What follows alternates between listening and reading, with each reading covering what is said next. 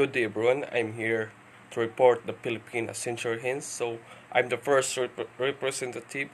I'm Cadet Ramil T. Marinas Jr. So, our title of today is the Philippine Century Hens.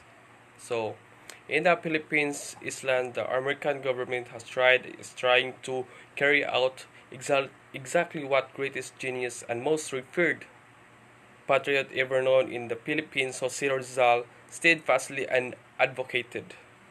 So, this is Rizal what made a sketch map by Dr. Jose Rizal of spheres of the influence in the Pacific at the time of writing.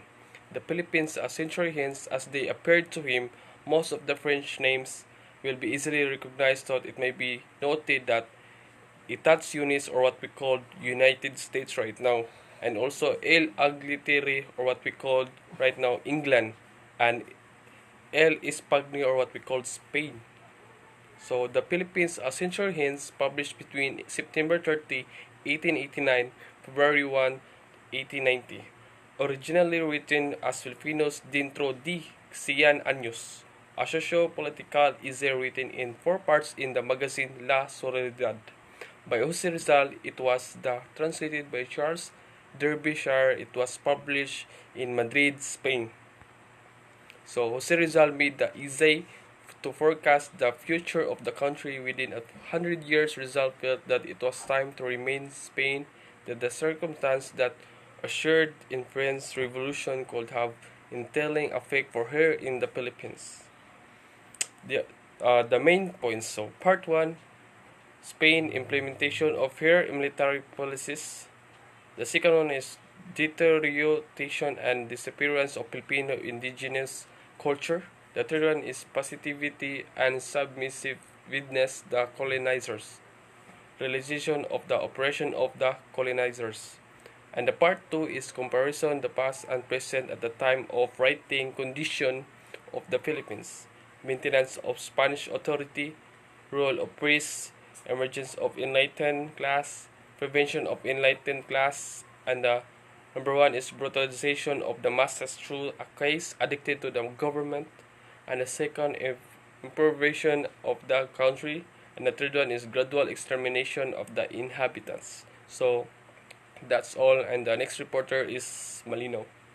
So, good afternoon everyone. So, I'm here to continue the chapter 1 of Pilipinas dentro de 100 años.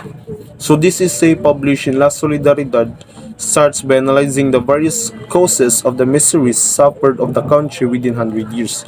So, from the title itself, when we say a century, it's a period of 100 years. Basically speaking, naunsa na ba ang Pilipinas within or after 100 years? That is the content of the Philippines a century hence. Just like the indolence of the Filipino people, this essay was also published in the newspaper La Solidaridad. So sa essay na ito nakabuhat o nakahimo og prediction si Jose Rizal. He tried to respond to the question, what would be the situation of the Philippines within 100 years? So would the Philippines remain a colony of Spain? Gisako pa ba kaha tagyapon sa Spain, or gikontrol pa ba kaha gihapon ta nila paguman sa 100 taon? Would it become independent? Makaluwas na ba ang Pilipinas sa pamamahala ng Spain? Would be a colony of another nation? Kita ba ay pamalaan gihapon og laing bansa? So, cause of the miseries suffered by Filipino people. So Spain, implementations of her military policies. Because such as laws, the Philippines become decreased dramatically. Poverty became more rampant than ever, and farmlands were left to wither. The family as a unit of society was neglected, and overall, every aspect of the life of the Filipinos was retarded. So in this sentence, gipakita o gisulti kung unsa or giunsa nila pinalisod ang mga Pilipino. Napugo sa mga Pilipino kaniadto, particularly ang mga laki na moapil sa hukbong militar or sa Spanish Army. Eventually nakuhaan ang population sa mga Pinoy. Of course, di na malikayan sa usa ka war way mamatay. Since atong mga haligi sa tahanan or mga laki since nasa army na, gikuptan na sila sa Spanish Army, nabiyaan ang kanilang pamilya ug usa at the same time hasta ang ilang yuta na unta ilang gisakahan nabiyaan nila tanan. Therefore, all phases of the Filipinos were retarded, nakuhaan. So the next one is deterioration and disappearance of Filipinos indigenous culture.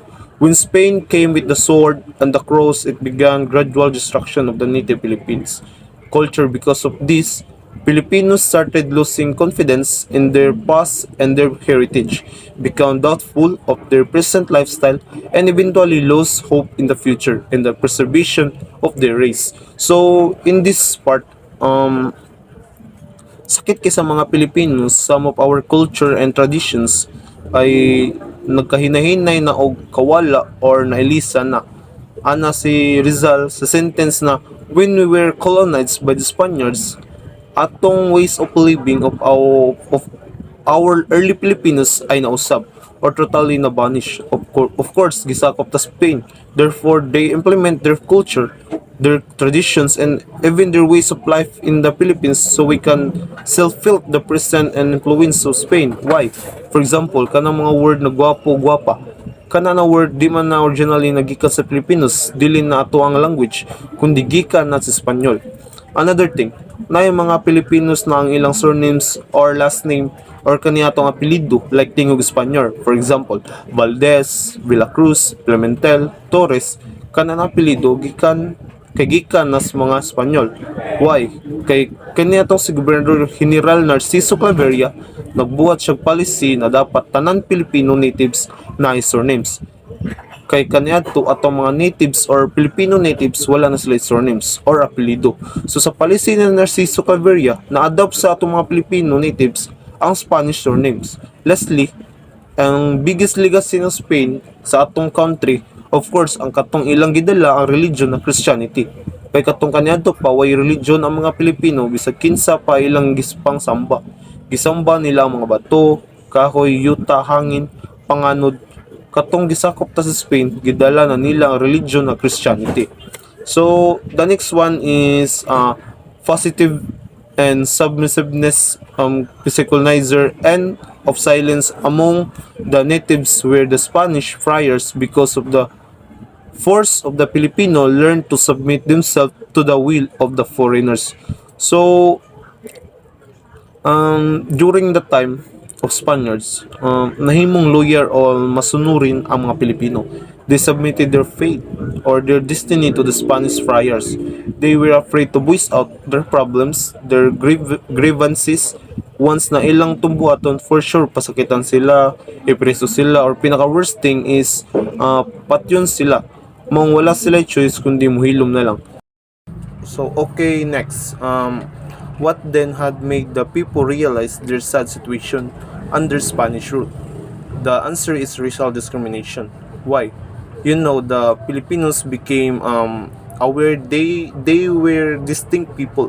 Murag na-realize gani nila na murag na may lahi sa mua. For the first time, they had come to realize the colonial policies and its condition could no longer be condoned or di madawat ang policy na ilang gibuhat sa mua or atong mga Pilipinos. It's wake up call na wait sa murag na may nausab di naman ni maong policies na inyong gibuhat. So what Filipino did, they accumulated all their grievances against the Spaniards, which is eventually lead to the rise of revolution, human mga oppression and injustices na na-experience nila under Spanish administration. It became their motivation to fight the Spaniards, but we have to admit early revolts na naitabo sa Pilipinas ay dili successful. Why we are always lose to revolts? Because the geographical of the Philippines kay gatunga-tunga ta sa mga pulo. Kita ay magkalayo-layo, mura ganig wata unity sa usag-usa. Instead na mag-uban tatan ng Pilipino against the Spaniards, natay kaugalingong away, dili pidingon ato kadaghan atong mandirigma nato towards as the Spaniards. That's why we are always lose. What a unity, what a coordination. So, next, could Spain prevent the progress of the Philippines? Makontrol pa kaha sa Spain ang pagdevelop, pagangat, pagprogress sa Pilipinas? If Spain decide to do so, what could she possibly do? Kung kaya ba sa Spaniards mapungan ang pagdevelop, pag-angat, pag-progress ng mga Pilipino? So these are the possible things na pag-angat ng mga Pilipino. Number 1, keep the people ignorant. Number 2, keep the people in poverty. Number 3, exterminate the Filipino race. So si Rizal answer those 3 questions. Number 1, keeping the people ignorant field. Why? Awakening of national consciousness among the people united them with the spread of enlightenment, the Ilustrados class arose. Kaning number 1 option kay wala masaksis. Why? The national consciousness among the people was awakening, eventually united them, murag napukaw o paglab sa mga Pilipinos sa kagulingon nilang bansa. Kaning option number 1 nila nahimong mangmang o walay kaalam-alang ang mga Pilipinos ay di effective bisag ang pag-emerge or pag-usbong ng mga writers, mga artists ginatawag na ilustrado katong mga nakaskwela, mga enlightened ones. And number 2, recourse the impoverishment also failed. Why? So di gyapon sila nag-succeed na mahimong pobre ang Pilipinos. Keeping the people in poverty created in the Filipinos the desire to change things. So since majorities mga Pilipino kaniadto nagkalisod tungod kay nakuhaan sila katungod sa kaugalingon nilang property, mao to'y naka-trigger o nakapa-motivate nila to change things. They started exploring adventurous ideas. So they still failed. So number 3, extermination of the people as an alternative to hindering progress was an impossible according to Rizal. Why? Extermination of the people was an alternative to hindering progress was a failure also. Why? The people had survived in spite of the wars. They had engaged in the epidemics that had plagued society. The people had survived in spite of their wars. They had engaged in the epidemics. So sa kadagang wars, sa kadagang gera, epidemya o nakamatayng disease na na-encounter sa mga Pilipinos, they still survive. In fact, the number of the Filipinos na himong doble or nag-triple. Kanang third option sa Spaniards, nahupdo ng Pilipinos ug walay may bili na Pilipino, that was very impossible. Moreover, like Rizal said, to wipe out the Filipinos race, kung gusto gyud nilang hupdon ang lahing Pilipino, they need to sacrifice a huge number of manpower. So, I'm the Cadet Jonathan Simalubay. So, let's proceed to Chapter 2, the Philippines a Century Hence. First, what will become of the Philippines within a century? Will they continue to be a Spanish colony? So, for those who have a strong heart over the liberty of the country, independence was assured. So, katong na ay strong spirit over the kalayaan sa ato ang country, ilahang kalayaan kay assured na apan sa katong ni mga nawadan og kanang paglaom or kanang nawadan og kadasig tungod lang sa ilahang mga sad experiences nga na-encounter, shall be a prison of the colony forever. So next, now then in the Philippines is the same condition they were 3 centuries ago. So for the liberal Spaniards, the ethical condition of the people remains the same. So ang mga ethical nga kahimtang sa mga tao diri napabalin gihapon nga maora. Sa ato pa ang mga native Filipinos walay progress nga nabuhat. Next, for the friars and their followers, the people have been redeemed from savagery. So katong mga fraile sa ilang mga sumusunod, ang ilang mga tao dito kay na tubos sa kabangis o sa ato pa naa sila'y progress nga nabuhat.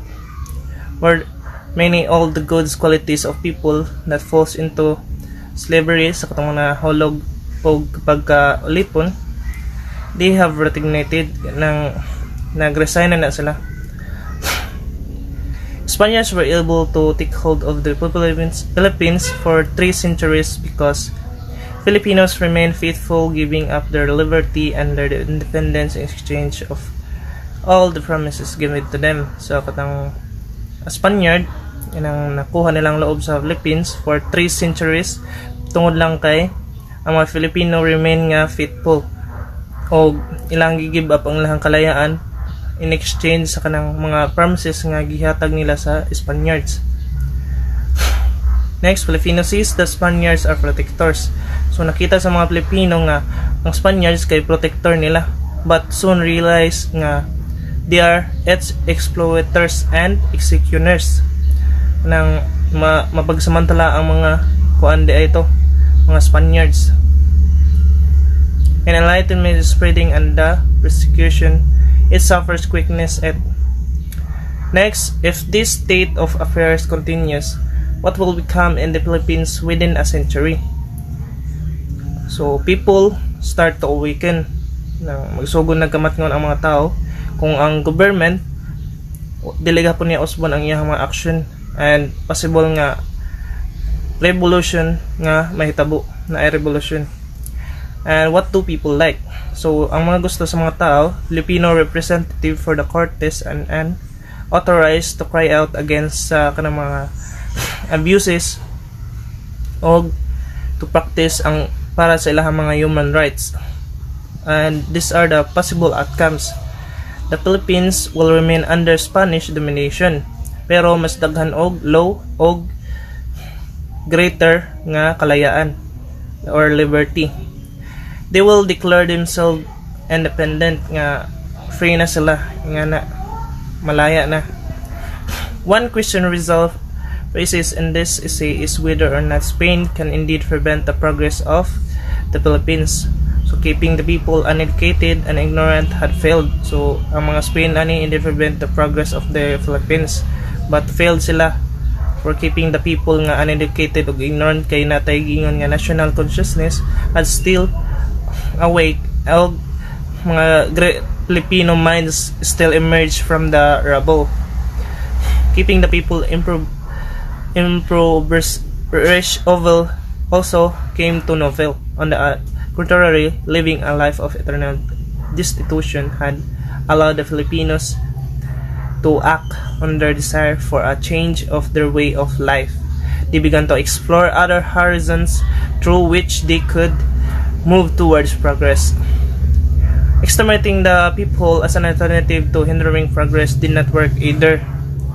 So wala gapon work og the Filipinos race was able to survive sa mga war or kagutom and become more numerous after such catastrophe.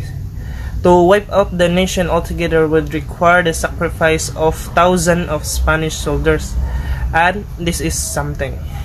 So the next one is in conclusion. So in conclusion, Rizal essay centered on the reforms and political changes needed for the Philippines to remain under Spanish rule. Nevertheless, he stressed that reforms have to be initiated by the government for them to be peaceful and effective.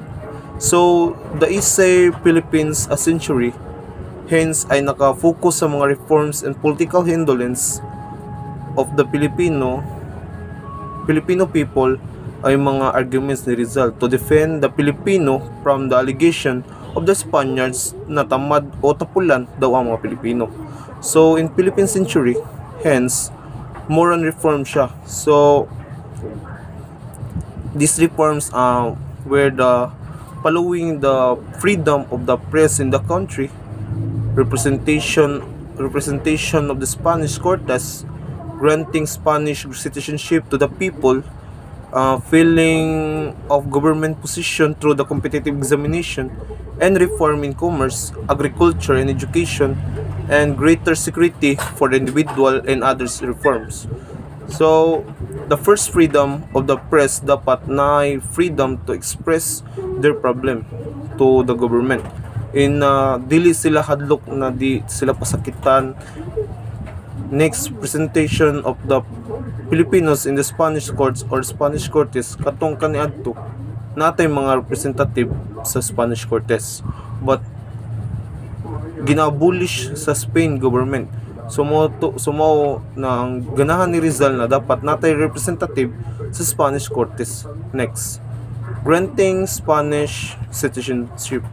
Katong mga Pilipino na gusto mag-adopt ng Spanish citizenship na pwede matagaan ng mga Pilipino or magkaroon ng Spanish citizenship. Next, filling of government position but need to examination, masala deserving position.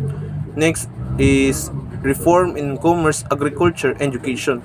Lastly but not the least, dapat natay greater security for the individual. So that's all for the Philippine Centurions. Thank you.